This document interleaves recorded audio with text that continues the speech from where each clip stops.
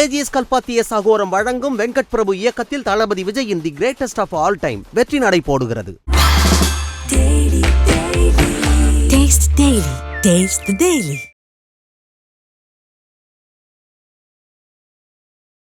So பெண்களுக்கு menopause அப்படின்றது ஒரு ஆவரேஜாக அரௌண்ட் 45லேருந்து 50 இயர்ஸ்க்குள்ளே வர விஷயம். ஸோ இந்த ஏஜ் வந்து யூஸ்வலாக பல விஷயங்கள்னால எஃபெக்ட் ஆகலாம். ஒன்று வந்து அவங்க ஃபேமிலியிலேயே எல்லாருக்குமே கிட்டத்தட்ட அதே ஏஜில் தான் வந்து மாதவிடாய் நின்றுருக்கு அப்படின்னா அவங்களுக்கும் அதே மாதிரி மெனோபாஸ் ஏற்படுறதுக்கான வாய்ப்பு இருக்குது. ஏர்லியாக பியூபர்ட்டி ஏற்படுறவங்களுக்கு ஈஸ்ட்ரஜன் அப்படின்ற ஹார்மோன் வந்து கொஞ்சம் எக்ஸசிவாக இருக்கிறதுக்கான வாய்ப்புகள் அதிகம். அதற்கும் அவங்க மெனோபாஸ் வந்து ஏர்லியாக நிற்கிறதுக்கும் எந்த சம்மந்தமும் கிடையாது. மாதவிடாய் ரொம்ப சீராக மாசம் வராம ஒரு சில நாட்கள் தள்ளி வரலாம், இல்ல சீக்கிரமா வரலாம். அதுக்கப்புறம் ஒரு காலகட்டத்துல ஒரு வருட காலம் வராம நின்று அதுக்கப்புறம் வரவே வராது. ஸோ இர்ரெகுலர் பீரியட்ஸ் அப்படின்றது தான் பெரிமெனோபாசல் ஏஜ் குரூப்ல வரக்கூடிய ஃபர்ஸ்ட் முக்கியமான விஷயம். ஆஃப்டர் மெனோபாஸ் செக்ஸ் லைஃப்ல வந்து ஈடுபடலாமா? ஈஸ்ட்ரஜன் அப்படின்ற ஹார்மோன் தான் பெண்ணுறுப்புல இருக்கிற டிஷ்யூக்களை புதுப்பிக்கும். ஸோ இந்த ஹார்மோன் வந்து மெனோபாஸ்க்கு அப்புறம் இல்லை அப்படின்றதுனால பெண்ணுறுப்பு ரொம்ப உலர்ந்து இருக்கும். ஸோ அவங்க செக்ஷுவல் கான்டாக்ட்ல ஈடுபடும் போது அவங்களுக்கு வலியோ இல்லை எரிச்சலோ இல்லை டிஸ்கம்ஃபர்ட்டோ ஏற்படுறதுக்கான வாய்ப்புகள் இருக்கு. வணக்கம் மேம். வணக்கம். ஐபிசி தமிழ் நேயர்களுக்கு I'm doctor Nivedita Kamaraj, infertility specialist and cosmetic gynaecologist. Ma'am, இப்போ பெண்களுக்கு வந்து மெனோபாஸ் வந்து எந்த ஏஜ்ல வரதுக்கான வாய்ப்பு அதிகமாக இருக்கு? ஸோ பெண்களுக்கு மெனோபாஸ் அப்படின்றது ஒரு ஆவரேஜாக அரௌண்ட் 45லேருந்து 50 இயர்ஸ்க்குள்ளே வர விஷயம். இது வந்து பாடியில் இருக்க ஈஸ்ட்ரோஜன் லெவல்ஸ் கம்மியாகும் பொழுது ஆட்டோமேட்டிக்காக அவங்களோட கருமுட்டைகளோட எண்ணிக்கையும் ரொம்ப கம்மியாகி பெண்களுக்கு மெனோபாஸ் வரும்.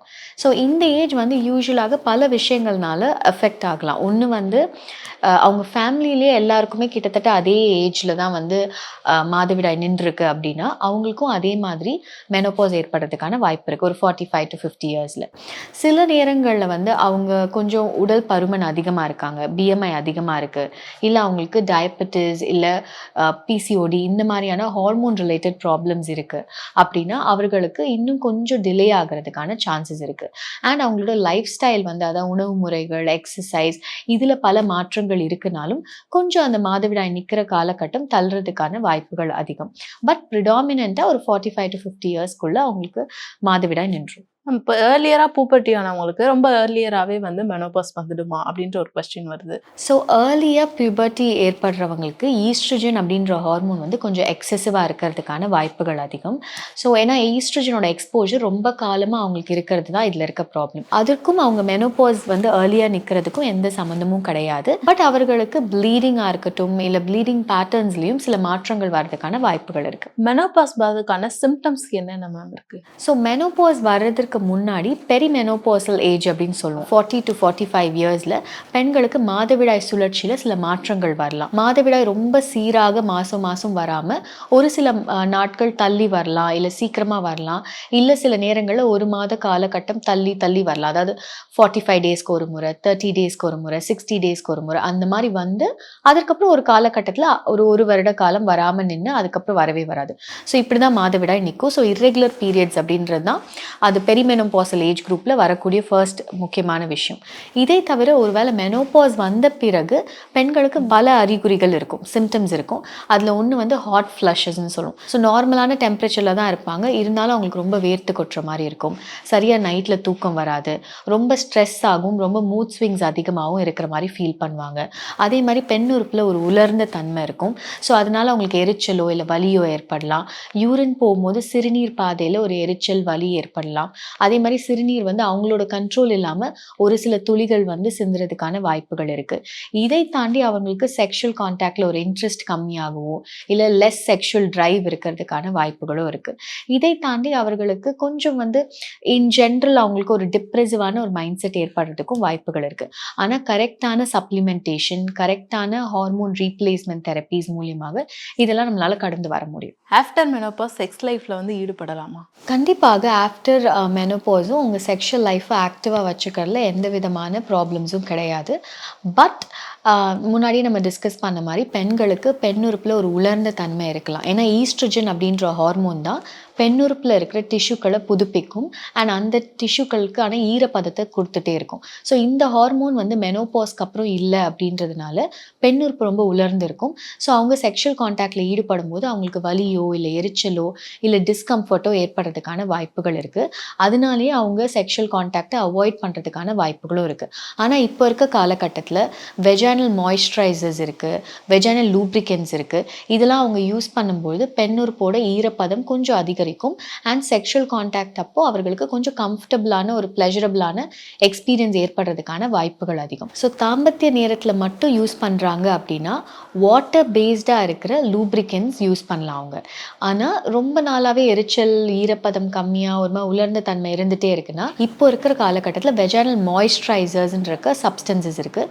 அதையுமே அவங்க ரெகுலராக அந்த இடத்துல அப்ளை பண்ணிகிட்டே இருக்கும் பொழுது அந்த பெண்ணுறுப்போட ஈரப்பதம் திரும்ப வந்து ரீட்டைன் ஆகிறதுக்கான வாய்ப்புகள் இருக்குது. ரொம்ப அதிக அளவு உலர்ந்த தன்மை, ரொம்ப எரிச்சல் இல்லாமல் இருக்கிறதுக்கான வாய்ப்புகளுமே இருக்குது. மேம், இப்போ காண்டம் பார்க்கும்போது ஃபீமேல் மேல் 2 பேருக்குமே இருக்குது. பட் யார் யூஸ் பண்ணுறது வந்து பெட்டர் அப்படின்னு? மேல் காண்டம்ஸ் அண்ட் ஃபீமேல் காண்டம்ஸ் நம்ம பார்க்கும்பொழுது மேல் காண்டம்ஸ் வந்து ஈஸிலி அவைலபிளாக இருக்குது அண்ட் அவங்க கரெக்டாக அது வந்து இஃப் தே ஹேவ் இட் அதை யூஸ் பண்ணுறதுக்குமே பெரிய டெக்னிக் கிடையாது. ஈஸியாக வந்து அதை யூஸ் பண்ணிடலாம். அதனுடைய ஃபெயிலியர் ரேட்டுமே கொஞ்சம் கம்மி தான். பட் இதே நம்ம ஃபீமேல் காண்டம் பார்த்தோன்னா இது வந்து இட்ஸ் நாட் ஈஸிலி அவைலபிள். எல்லா மெடிக்கல் ஷாப்ஸ்லையும் இருக்குன்னு சொல்லிட முடியாது. அதே மாதிரி அது இன்சர்ட் பண்ணுறதுக்கு ஒரு ஸ்பெசிஃபிக்கான டெக்னிக்ஸ் இருக்குது. ப்ராப்பராக அதை இன்சர்ட் பண்ணணும். இன்சர்ட் பண்ணி கரெக்டாக அதை யூட்டிலைஸ் பண்ணால் டெஃபினட்டாக ஃபீமேல் காண்டம்ஸும் யூஸ் பண்ணலாம். ஒன்றை விட இன்னொன்று பெட்டர்னு கிடையாது. பட் இது ஒரு பேரியர் டைப் ஆஃப் கான்ட்ரசெப்ஷன் அப்படின்றதுனால கரெக்டாக அதை போடுறது, கரெக்டாக யூஸ் பண்ணுறது வித்தவுட் டேர்ஸ் வந்து அதை ப்ராப்பராக வந்து யூட்டிலைஸ் பண்ணுறதுன்றது ரொம்ப இம்பார்ட்டன்ட். ரெண்டுமே வந்து பாலியல் ரீதியாக பரவக்கூடிய நோய்களாக இருக்கட்டும், ப்ரெக்னென்சியாக இருக்கட்டும், ரெண்டையுமே ப்ரிவென்ட் பண்ணும். ஆல்மோஸ்ட் சிமிலரான ஃபெயிலியர் ரேட் தான் ரெண்டுத்துக்குமே. இப்போ வந்து ஆண்களுக்கு ஸ்பெர்ம் கவுண்ட்ஸ் கம்மியாகிறதுக்கு அதிகமாக இது நடக்குது. ஸோ இதுக்கான காரணம் என்னவா இருக்கும்? ஸோ இப்போ இருக்க காலகட்டத்தில் ஆண்களுக்கு விந்துக்களோட எண்ணிக்கை, நீந்திரத்தன்மை இதெல்லாமே குறையறதுக்கான முக்கிய காரணமே அவங்களோட லைஃப் ஸ்டைல் தான். நடைமுறை வாழ்க்கையில் இருக்க உணவு முறைகள், அவங்களுடைய எக்ஸசைஸ் பேட்டர்ன்ஸ், அதே மாதிரி ரொம்ப ஹை ஸ்ட்ரெஸ் லெவல்ஸில் ஒர்க் பண்ணுறது, லேட் நைட் ஷிஃப்ட்ஸில் ஒர்க் பண்ணுறது, அதிகமான அளவுக்கு கேட்ஜெட்ஸ் அதாவது லேப்டாப்ஸ், ஃபோன்ஸ் இதெல்லாம் யூஸ் பண்ணுறது, இதனால் வந்து விந்துக்களோட எண்ணிக்கையும் சரி விந்துக்களோட நீந்திர தன்மையும் சரி கம்மியாகிறத நம்ம பார்க்குறோம். ஸோ மெயினாக லைஃப் ஸ்டைல் சேஞ்சஸ் தான். இதுலேருந்து சில விஷயங்களை மாற்றி அமைக்கும் போது கரெக்டாக அவங்க ஸ்ட்ரெஸ் லெவல்ஸை கண்ட்ரோல் பண்ணுறதுக்கான ரிலாக்ஸேஷன் டெக்னிக்ஸ், கொஞ்சம் வந்து மெடிடேஷன், அதே மாதிரி உணவு முறைகளில் ஆரோக்கியமான உணவு முறைகள், புரதச்சத்து அதிகமாக, நார்ச்சத்து அதிகமாக இருக்க ஃபுட் அண்ட் எக்ஸசைஸ் அப்படின்றது டெய்லி லைஃப் ஸ்டைலில் ஒரு ரெகுலரான ஒரு ஃபேக்டராக கொண்டு வரது. அண்ட் அவங்களோட ஸ்லீப் பேட்டர்ன்ஸ் கரெக்டாக ஒரு 8 hours ஆஃப் ஸ்லீப், நைட்டில் தூக்கம் அப்படின்றது ரொம்ப ரொம்ப முக்கியம். இதை தாண்டி அவங்க வந்து ஒரு இன் ஜென்ரல் அவங்க வந்து அவங்க லைஃப் ஸ்டைலை கொஞ்சம் ஹெல்த்தியாக மாற்றும் பொழுது கண்டிப்பாக விந்துக்களோட எண்ணிக்கை நீந்திர தன்மை இம்ப்ரூவ் ஆகும். ஸோ இதை தவிர மற்ற ஹேபிட்ஸ் லைக் ட்ரிங்கிங், ஸ்மோக்கிங் இந்த மாதிரி விஷயங்களும் விந்துக்களோட எண்ணிக்கை நீந்திர தன்மையை கம்மியாக்குது. ஸோ இதையும் கொஞ்சம் தவிர்க்கும் பொழுது அவங்க ஆட்டோமேட்டிக்காக இது இம்ப்ரூவ் ஆகிறதுக்கான வாய்ப்புகள் இருக்கு. ஏஜிஎஸ் கல்பாத்திய சகோரம் வழங்கும் வெங்கட் பிரபு இயக்கத்தில் தளபதி விஜயின் the greatest of all time வெற்றி நடை போடுகிறது. Taste the Daily.